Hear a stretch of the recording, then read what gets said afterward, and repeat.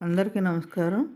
"நோத்துச்சுவர்க்கம் புகுகின்ற அம்மனை மாத்தமும் தாராரோ வாசல் திறவாதார் நார்த்தத்துளைமுடி நாராயணன் நம்மாள் போத்தப்பறை தரும் புண்ணிய நாள் பண்டொரு நாள் கூத்தத்தின் வாய் விழுந்த கும்பாகரணனும் தோத்துமுனக்கே பெருந்துயில் தான் தந்தானோ ஆத்தானந்தலுடைய அருங்கலமே தேத்தமை వందు తిరవేలోరెంబవై.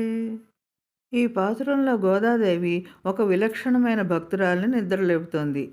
మేము రాకముందే నోత్తుచువర్కం పూగిన్రమ్మనాయ్ వ్రతాన్ని ఆచరించి ఆ ఫలితంగా స్వర్గసుఖాలను అంటే భగవంతుడి అనుభూతిని పొందుతున్న ఓ సుగుణవతి, మాత్తమం తారారో వాసల్ తిరువాదార్, తలుపులు తెరవకపోయినా పర్వాలేదు, కానీ కనీసం ఒక్క మాటైనా పలకవా?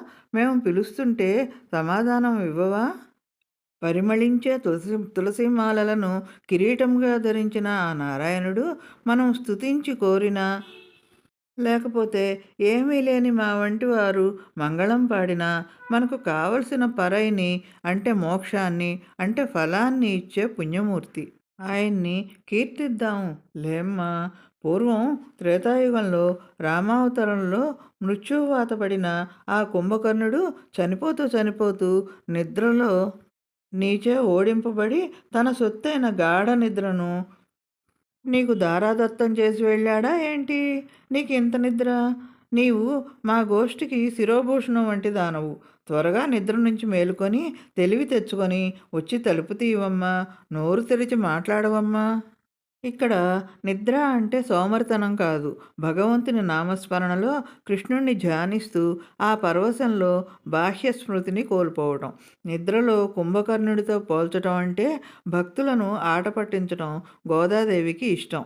భగవంతుడు ఒక్కరు పిలిస్తే పలకటం కంటే భక్తులందరూ కలిసి సత్సంగం ద్వారా పిలిస్తే త్వరగా అనుగ్రహిస్తాడని ఈ పాసురం ద్వారా గోదాదేవి మనకు చెబుతోంది.